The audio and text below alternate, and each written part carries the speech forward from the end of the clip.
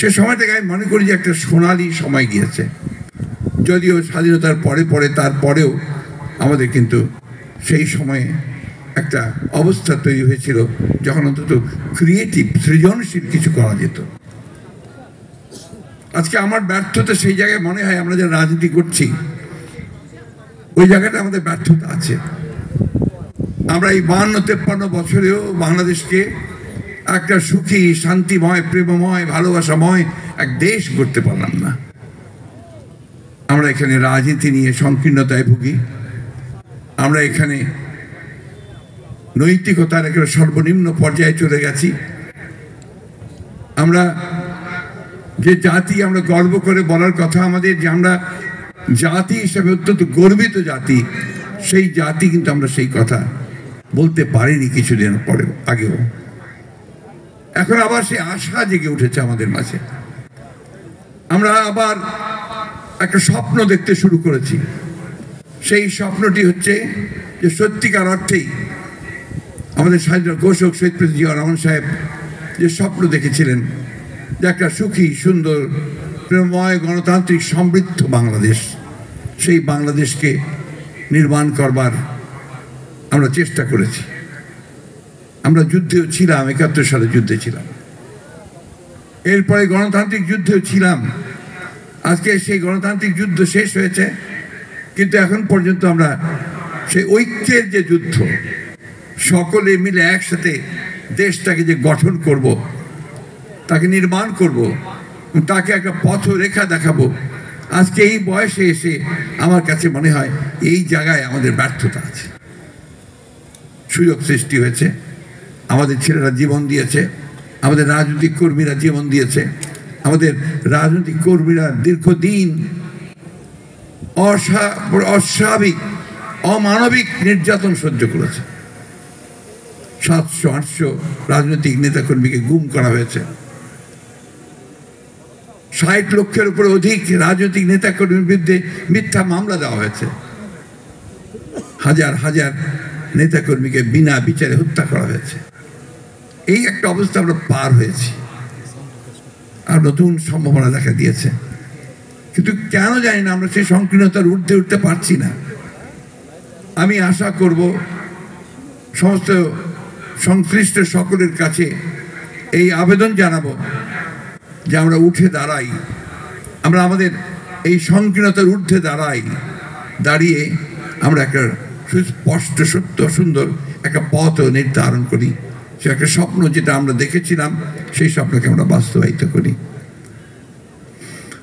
আজকে দুঃখ হয় যখন আমরা দেখি, আমি কাল রাতেই একটা টেলিভিশন চ্যানেলে আপনার জেন জি একটা কর্মসূচি হচ্ছে, তারা সমস্ত বিশ্ববিদ্যালয়গুলোতে আপনার আমাদের তরুণ ছাত্রদের মতামত নিচ্ছে দেশ সম্পর্কে, নতুন বাংলাদেশ নির্মাণ সম্পর্কে।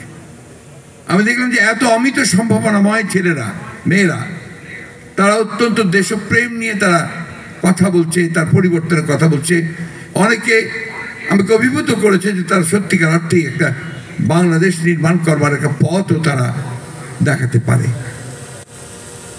এই জায়গাগুলো আমাদেরকে ধরতে হবে। শুধু নেগেটিভ চিন্তা করলে হবে না, নেতিবাচক চিন্তা করলে হবে না। আমাদের পরস্পরকে সহনশীলতার মধ্যে দিয়ে আনতে হবে, সম্মান করতে হবে। আমি যে রাজনৈতিক চিন্তাই করি না কেন, কিন্তু দেশপ্রেম যদি আমার থাকে, দেশের প্রতি ভালোবাসা যদি আমার থাকে, তার নিশ্চয়ই আমার আজকে যে সুযোগ এসেছে সেই সুযোগের সদ্ব্যবহার যেন আমরা করতে পারি। আমাদের অনেক বয়স হয়েছে, আমরা প্রায় যাওয়ার পথে। আমরা এখন এই বয়সে, আমি কিছুক্ষণ বুলু ভাইয়ের সঙ্গে কথা বলছিলাম যে আমরা দেখতে চাই, খুব আনন্দের সঙ্গে চলে যেতে পারতাম পৃথিবী ছেড়ে যদি দেখতাম যে বাংলাদেশটা সত্যিকার অর্থেই একটা প্রেমময়, ভালোবাসার দেশ হয়েছে। আমরা গণতন্ত্রের কথা বলি, কিন্তু আমরা গণতন্ত্রকে চর্চা করি না। বাংলাদেশে এই সমস্যাটাই সবচেয়ে বড় সমস্যা হয়েছে। এখানে পর পর গণতন্ত্রকে হত্যা করার চেষ্টা করা হয়েছে। ফলে এখানে ডেমোক্রেটিক ইনস্টিটিউশনগুলো তৈরি হয়নি, গণতান্ত্রিক যে প্রতিষ্ঠান, সেই প্রতিষ্ঠানগুলো তৈরি হয়নি। আমরা রাজনৈতিক দলগুলো পরস্পরের সঙ্গে বিরোধী লিপ্ত হয়েছি, কিন্তু সহনশীলতার মধ্য দিয়ে গণতন্ত্রকে চর্চা করে আমরা যদি সবাই এগিয়ে যেতে পারি, তাহলে কিন্তু আমরা গণতন্ত্রকে লাভ করতে পারবো, আমাদের অধিকারকে অর্জন করতে পারবো। কি করুণ সময় গেছে চিন্তা করে দেখুন, যে আমরা ভোট দিতে পারিনি। আমাদের যে ছেলেরা এখানে বসে আছে, আমার স্ত্রীর বিশ্বাস দ্বারা ভোট কি বলে কখনো দেখতে পায়নি। তিনটা টার্ম 15 বছর গেছে, তার সে ভোট দিতে পারেনি। এই কেমন গণতন্ত্রের কথা, এই কেমন একটা স্বাধীন সার্বভৌম রাষ্ট্রের কথা, যে যেখানে মানুষ প্রতি বছরে একটা সুযোগ পায় তার অধিকারটাকে প্রয়োগ করার, সেই সুযোগটিও সে হারিয়েছে। আজকে আমাদের দেশের সমস্ত সম্পদকে লুণ্ঠন করে বিদেশে পাচার করে দেওয়া হয়েছে, এবং সেটা একটা টাকা নয়, প্রতি বছর $16 বিলিয়ন পাচার হয়েছে। এবং হিসাব করে দেখা যাচ্ছে এই 15 বছর প্রায় 280 বিলিয়নের উপরে পাচার হয়ে গেছে। এরা কারা? এরা তো এই দেশেরই মানুষ। তারা তো রাজনীতি কথা বলেই তারা এসেছিলেন। ফ্যাসিবাদ ওই জায়গায় যে একটা নির্বাচন হয়, নির্বাচনে জয়লাভ করে, তারপরে সমস্ত ক্ষমতা দখল করে নিয়ে, রাষ্ট্রকে দখল করে নিয়ে সে তার ক্ষমতাকে নিরঙ্কুশ করতে চায়, এবং দেশে রাষ্ট্রে একটা ভয়, একটা ভীতি, একটা ফিয়ার ফোবিয়া তৈরি করে, যেন কেউ কোনো কথা বলতে না পারে। আল্লাহর অশেষ রহমতে আমরা সেই জায়গা থেকে বেরিয়ে এসেছি। সে জায়গায় বেরিয়ে এসে একটা সুযোগ সৃষ্টি হয়েছে যে আমরা নতুন করে বাংলাদেশকে একটা গণতান্ত্রিক রাষ্ট্রে পরিণত করব। দিনাজপুর সরকারি কলেজ অত্যন্ত গৌরবময় একটি প্রতিষ্ঠান। এখান থেকে বহু শিক্ষক, বহু অধ্যাপক, বহু প্রকৌশলী, বহু চিকিৎসক, নেতা, ব্যবসায়ী, সাকসেসফুল বিজনেসম্যান তারা বেরিয়েছেন। এবং দিনাজপুর সরকারি কলেজ সবসময় একটা ভালো শিক্ষা প্রতিষ্ঠান হিসেবে ছিল। আমার বিশ্বাস এখনো এই প্রতিষ্ঠান সেইভাবেই আছে। আমার বিশ্বাস যে প্রতিষ্ঠান সামনের দিকেও সেই একইভাবে তারা একটা সুন্দর একটা দেশকে তৈরি করবার ক্ষেত্রে তাদের ভূমিকা রাখবেন, এবং নেতৃত্ব দেওয়ার জন্যে তারা সেই সমস্ত ছাত্রদের সৃষ্টি করবেন যারা নেতৃত্ব দিতে সক্ষম হবে। আমি বক্তব্য দীর্ঘ করব না। আমি অনেক সময় যদি এখানে থাকতে পারতাম, আমি সবচেয়ে বেশি আনন্দিত হতাম। কিন্তু দুর্ভাগ্য আমাদের, আমরা যারা এই রাজনীতি করি, আমাদের সময়টা খুব সীমিত হয়ে যায়, এবং আমরা সবসময় সেটা পারি না। আমি খুব ভালো লাগছে, আমার আনন্দিত হচ্ছি। আমি জানি না আমার সরাসরি ছাত্রছাত্রীকে ওখানে উপস্থিত আছে কিনা, মনে হয় না, কারণ অনেক আগের ব্যাপার তো। ওই আমার ছাত্ররা কিছু আছে সামনে, রাজনীতি করছে, যারা এমপি হয়েছে, দুঃখিত, মেয়র হয়েছে, এটা অনেকেই এখন সামনে আছেন। আমি সকলের সুস্বাস্থ্য দীর্ঘায়ু কামনা করছি। আর বিশেষ করে ধন্যবাদ জানাতে চাই আমাদের এই যে প্রফেসর ইদ্রিস মিয়া। আমি অভিভূত তার সাংগঠনিক দক্ষতা, তার ঐকান্তিকতা, এবং তার সব কিছু হাসি মুখে হাসিল করা, অর্থাৎ উনি ওর মধ্যে দিয়ে কাজ করে সব কিছু।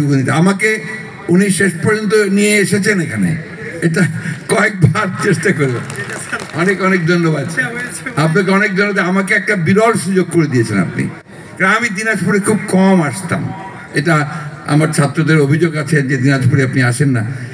বিভিন্ন কারণে আমি দিনাজপুরে একটু কম আসতাম, বিশেষ করে রাজনৈতিকভাবে খুব কমই আসতাম এখানে। হ্যাঁ, এসছি যখন আপনার আমাদের ন্যাশনাল প্রোগ্রাম থেকেছে, দিনাজপুরে কোনো বড় সভা হয়েছে, তখন আমি এসছি, কিন্তু আমার কলেজে আসার সুযোগ হয়নি।